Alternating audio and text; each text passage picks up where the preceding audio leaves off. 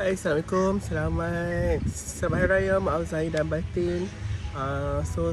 Video kali ni bersempena dengan birthday kami 5 bulan 4, 5 April, hari birthday kami. So macam biasa selalunya setiap tahun, memang setiap kali birthday memang kami akan buat video khas sempena raya.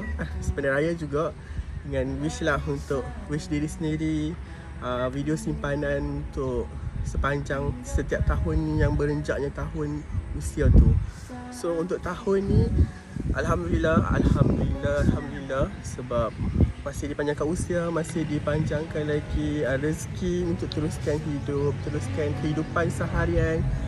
So just nak ucapkan Alhamdulillah, tahniah untuk diri sendiri sebab dah berjaya pergi sejauh ini. Bunyi motor. Okay, dah sejauh itu berjalan, dah sejauh itu juga menempuh ujian dan dugaan hari-harian ataupun setiap hari. Semoga dipermudahkan. So korang tolong doakan semoga segala kelancaran hidup untuk tahun-tahun yang mendatang lagi, semoga dipermudahkan semua benda. Okay, so thank you yang selalu support Bami Kitchen, Suhaimi, Aziz, Chef Rumah. Tak kisah mana satu yang korang kenal Bami. So thank you so much. Semoga korang dimurahkan rezeki dan selamat Hari Raya. So tolong doakan Bami juga. Aminkanlah, doakan apa yang patut. Terima kasih sebab support.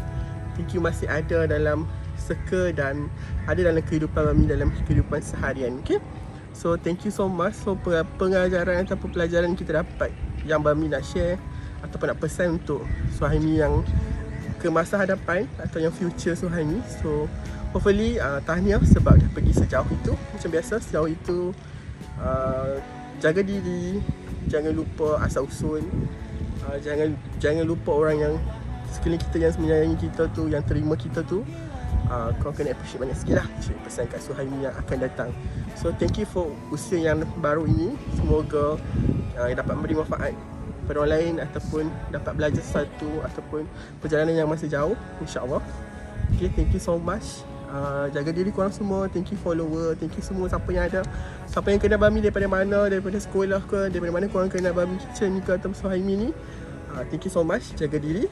Kita jumpa next video. Okay, thank you so much.